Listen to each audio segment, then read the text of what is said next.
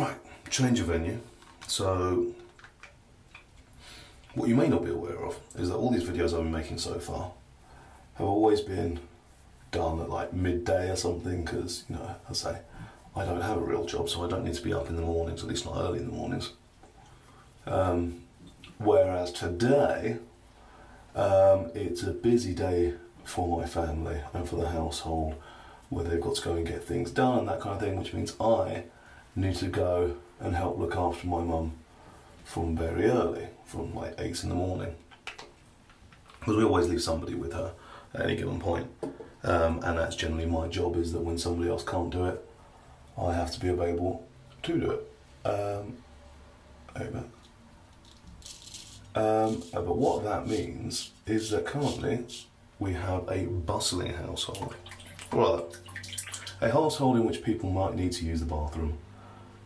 And if I'm in that bathroom for 20 minutes, then that is a problem. So instead, I have moved down to the downstairs toilet, which in theory nobody should need to use.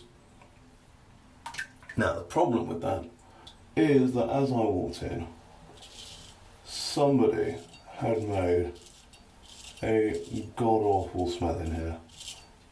So I do currently have the window open. But yeah, that was an unpleasant thing to walk into. Now the other problem here is that what I'm discovering is there is no light.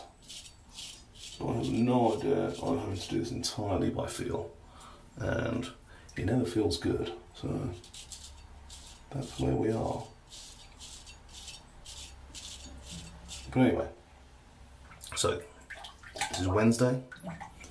You start this on Thursday, which means this is day 7. We're closing out the first week, and I've not prepared anything to talk about, mostly because I've only just gotten up to date with my backlog. I say that yesterday's video is now uploaded as I make this, but is not.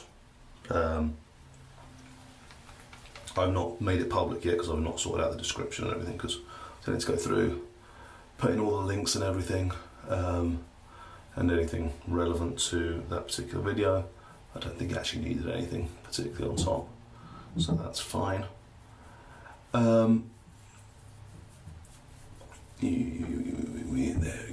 we go.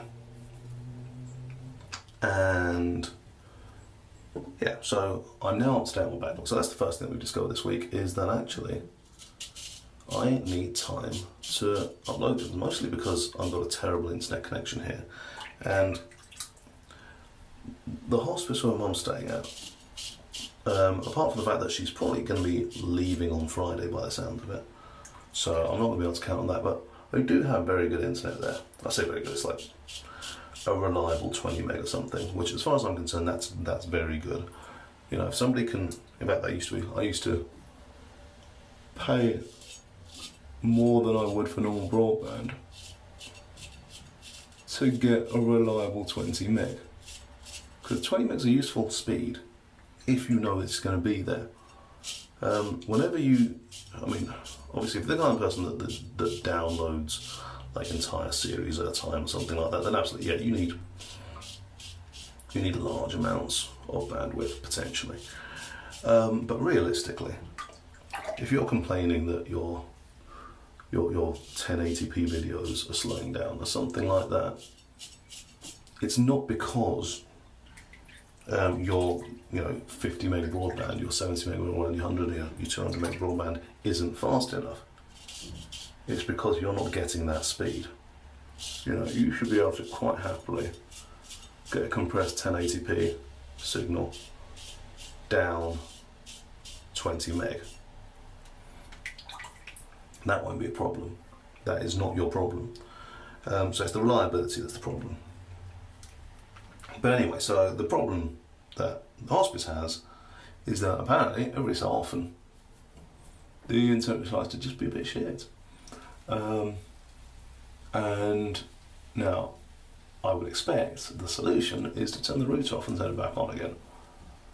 as it tends to be. However, they don't have anyone technical there. I mean, they do. They've got a guy who, you know, when there's a problem with the DVD player, he'll come round and he'll do like actual proper hardware maintenance on it, which is great. But I don't think he's all that up on how to turn a router off and on again, or why you would do that. So, of course, the problem is it's a proper sort of institution, which means it's not the kind of thing that I can just go in and say, oh, I'll turn your router off and on again, because chances are there's more to it than that. I mean, there might not be. It might be worth asking. But there we go. So anyway, that's what slows me down. Now, yes, I could go to my studio, which is, as you may be aware, a filing cabinet at my parents' office. But you know, I need time to do that, so I only really go there if I am going to be working on some voice work. So, because, you know, I need half an hour to get down there, and so how worth it really is up for debate.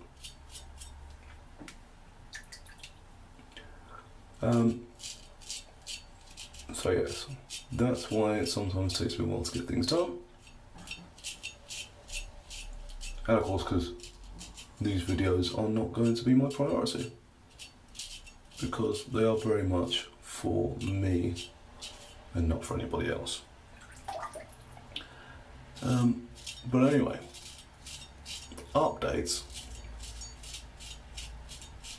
on how Movember is going. So, obviously the main thing is, am I growing moustache? And it looks to me like something's growing, something separate to everything else I've got going on. So, I mean, that's kind of a success. Whether it is a successful moustache is a different matter. I would put it to you that it's not great. And of course,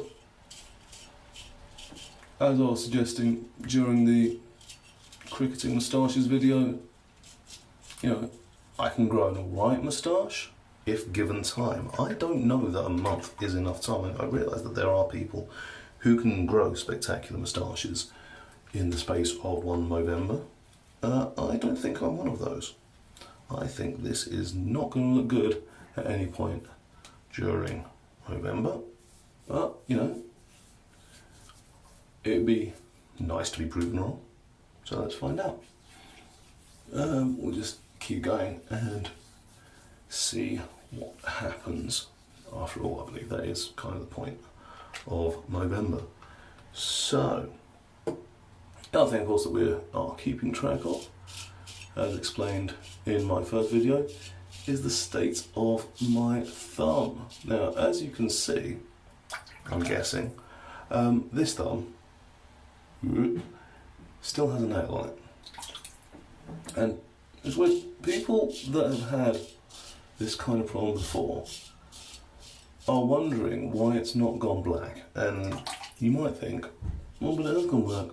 But it's kind of not, it's kind of more purple.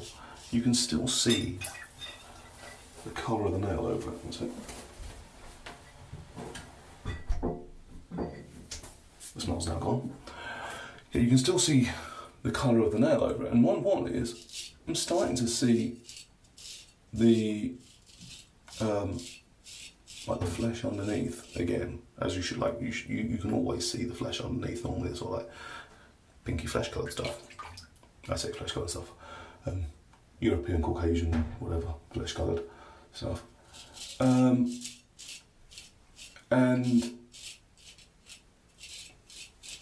I'm starting to wonder if it actually is going to fall off, or if I'm just going to get this weird situation where I'm going to have to just spend months trimming away at it without it ever actually coming all the way off.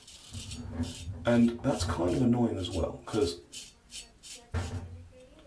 what you'll find is that it's the nail is kind of lifted off, And actually a lot of things I use my nails for, I rely on it being flush with the finger, or with the thumb, in this case. And it's just not, because it's got sort of scab pushing it up.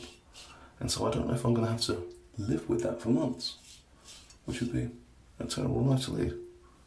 I think we can all agree. So, I'm going to say that's about me done. There's your update on how it's going. Hopefully, I'll come up with an actual topic, or somebody will suggest an actual topic for tomorrow, and do a better video for you. There we go.